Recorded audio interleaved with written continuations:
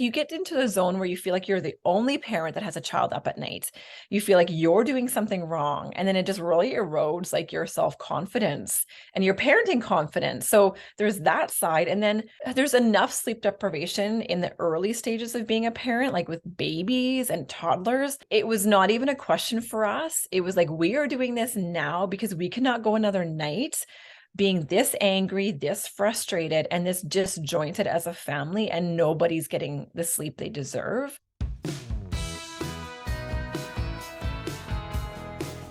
So we have a 7-year-old Kalia, and she was 6 at the time that we started with Jessica's course. So the sleep arrangement prior to this, well, it was pretty good. She's our second child. And with our first, I had done a lot of reading, a lot of research about sleep because our first was a terrible sleeper too. There was not really any wiggle room for anything else that I thought we could do because we had kind of set up everything we knew how. She had a great time going to sleep. It was never a problem going to sleep.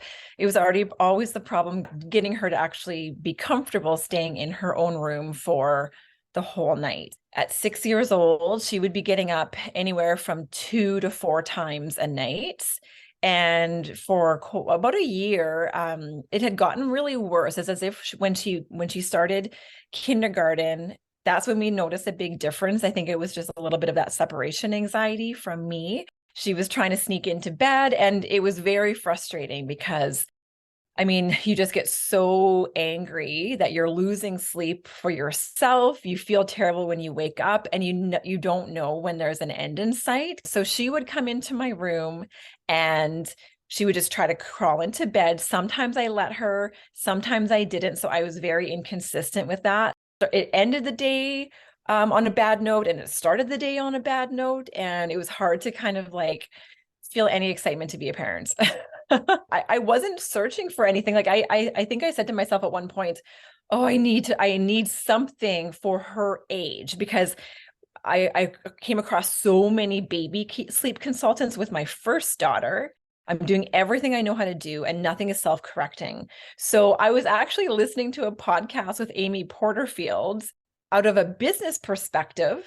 I listened to this business podcast and they were interviewing Jessica, and I'm like, oh my God, this is it.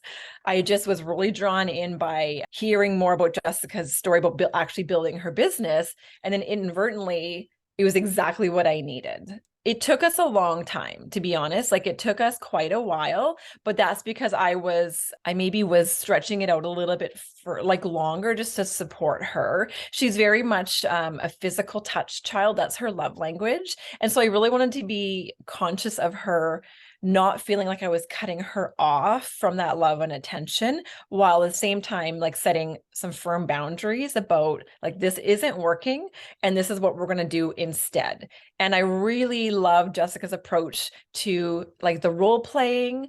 I felt like the role playing really set us up for success that I'd not heard from anybody else along, my parenting journey. I hadn't heard that, like, role play with them, show them exactly what's going to happen. They are a 6-year-old and we're a 7-year-old. They have the mental capacity to understand what's happening. So don't lie to them. Don't keep them out of the loop. I really feel that now she's sleeping better. She's less grumpy during the day, which kind of makes sense. Same with me. I'm less grumpy. Like, I feel like I enjoy her more as a child because we're both getting what we want, and not just what we want, but what we need. As a sense of relaxation, there's no more anxiety around bedtime or even during the night when she does wake up. We can handle it now, and everyone's so much more relaxed. I would say that your time is so valuable. Like, the money spent is like priceless because you get so much support, and just following the steps, it just gives you so much more confidence, like day by day. So you feel like you're not, like, you get into the zone where you feel like you're the only parent that has a child up at night. You feel like you're doing something wrong, and then it just really erodes like your self-confidence. It was not even a question for us. It was like, we are doing this now because we cannot go another night being this angry, this frustrated, and this disjointed as a family, and nobody's getting the sleep they deserve. The only thing you don't get back is time. Like, we can't get any more time. So for me, I was like, I'm done wasting my time with sleep deprived nights. It's affecting the quality of life for everybody. We are nipping this now. Like it's not a phase when it starts to be like a year. And that's what Jessica had described or explained. It's not a phase anymore if it's lasted longer than like a week. This is now like a habit. And we're going to help this child, learn a new habit that is super healthy for them and everybody else involved. So it was a no-brainer for us. And I am so glad we took the plunge because I can't imagine being back where we were before now.